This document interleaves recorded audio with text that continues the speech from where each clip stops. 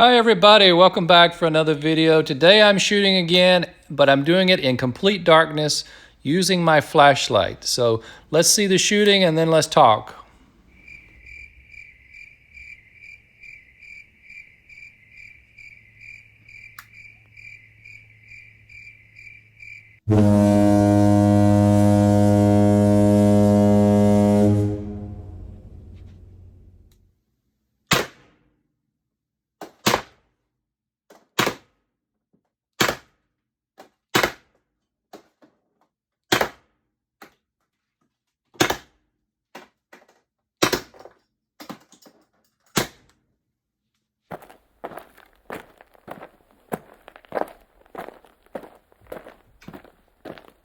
All right, let's see how we did. That was nighttime shooting in the dark, and I think I was a little high on one of them just because I hit my paper clip.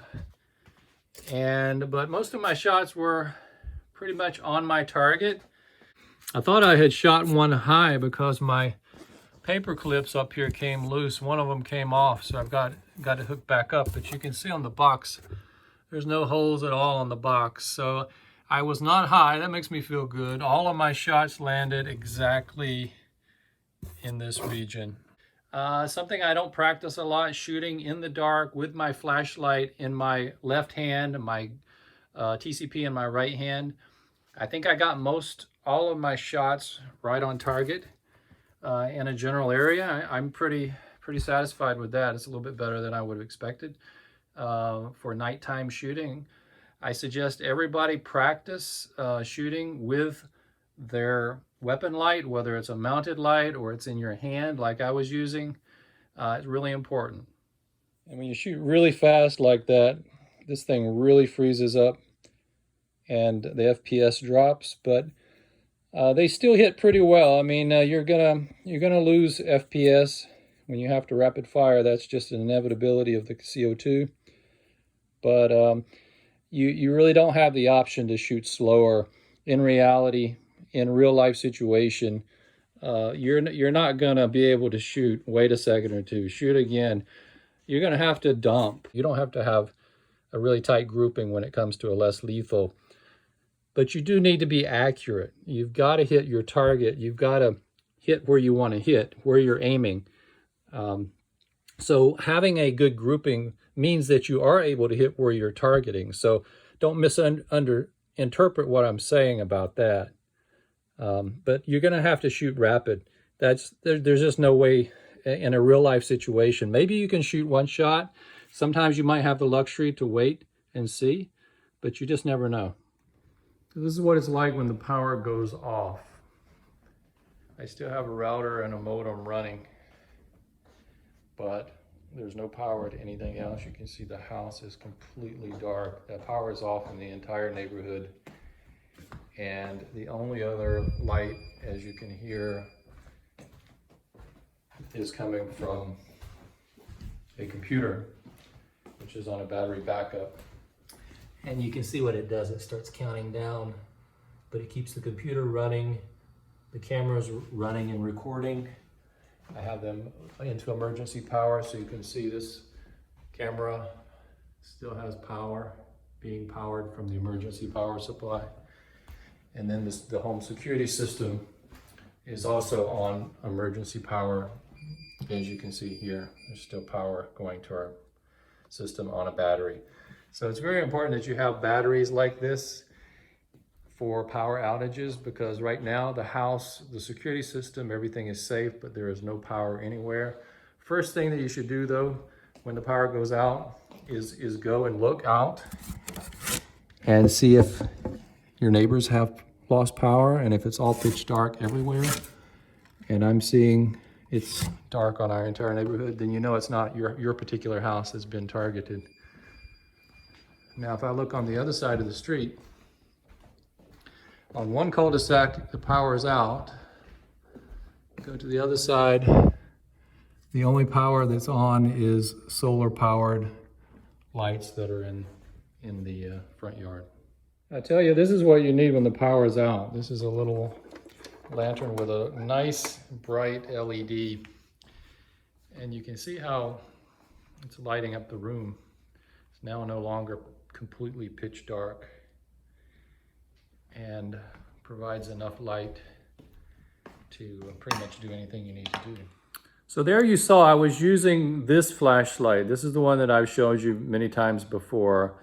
It was under my firearm in this position with the firearm on top, and I used this to give a really bright light.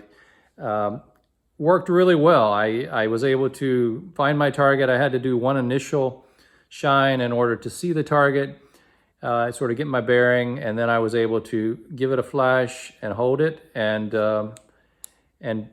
you know, get off a few shots, then turn it off, and then do a couple shots, you know, with one shot on and the light on and off. And I was able to do that, and it worked reasonably well for me. And I was able to stay generally on target, and I think that's what you need to practice. So these kind of flashlights are really great for that. They're small, and with my TCP and the fact that I like it in a minimalist setup, and I don't have a weapon light on it currently. I like this. It has beveled edges, so if you ever need to, they breach your space and you need to swipe with this, you can do that, and that's always an option. The other option is a bigger light, the Maglite, and this is one that we have, and these things are weighty, and these things are designed in a very different manner. This is for portable small carry, for your pocket, and it also has the tactical advantage here of having some sharp beveled edges, although these are not super sharp. But the Maglite is a beast in comparison. It's not as bright of a light. It's as you can see even here, it's quite a bit dimmer than, you know, there's no comparison between the amount of lumens coming from this Maglite versus my small 1000 lumen light. But the Maglite is heavy, and it's a blunt force object. You could really pummel someone with this if you had to in self-defense. I actually think that I would rather have the Maglite. It's got a really nice grip surface here. You can really hold it like a club. And, you know, this one has a really nice surface too, and you could do the same thing, but the Maglite carries a little more momentum. You got more weight coming down. And these are kind of things that you can carry around, and they sort of double as a club and a flashlight. And there's obviously some legal concerns there if you ever have to use this in self-defense, but it is a flashlight, and it's sold essentially anywhere that you can buy a flashlight. There's nothing special about it, but particularly these Maglite in this brand, and some of them have even longer arms to give you even more momentum. They can be quite effective if you had to get into a physical altercation with someone. So that's just another option that I have in the home.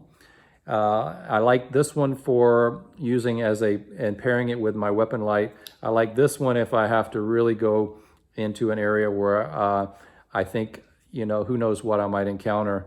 Of course, these days, I don't think I would go with just this, so I would have something else as a tool as well. But I thought I would just talk about these in the context of what I was doing in this video, shooting in the dark, trying to stay on target, trying to use an external light, and I think that's a very fair way to do it.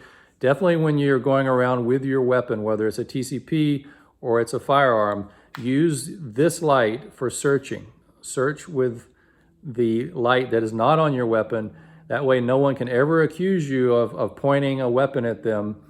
And if the person was just lost and they can't then claim that you were pointing a weapon at them, but when you see that they're unarmed and they leave, they can't come back and sue you because you were pointing a weapon at them. It's a real thing. It happens when you're searching, especially if you're using it as an EDC and you're out and about and you don't know what's around the corner. Use this one. Check out what's going on. Have your other weapon ready to pull, but keep it holstered.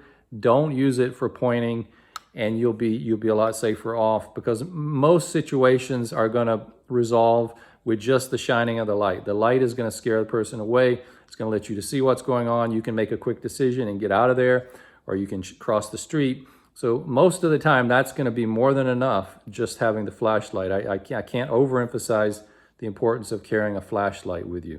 Something that's in your pocket, something that's small and quite powerful. So really good option. Everyone should pick up one. This one was not expensive. This is an Amazon one from China, but I can't complain. This has been absolutely a great option for me. And this one charges by a USB charger, and it does not, charge as easily as the Olight, for example. But this one you just unscrew, and there's a little USB port, and it charges right up. And so far this one has held really well, and I keep it at 1,000 lumens, a max, and it just works really well. So that's all I got for you today on this video. It's all about darkness and things that you can do to stay safe, and also reminding you to practice with your less lethal launcher in the dark using a light, and try to get comfortable with that.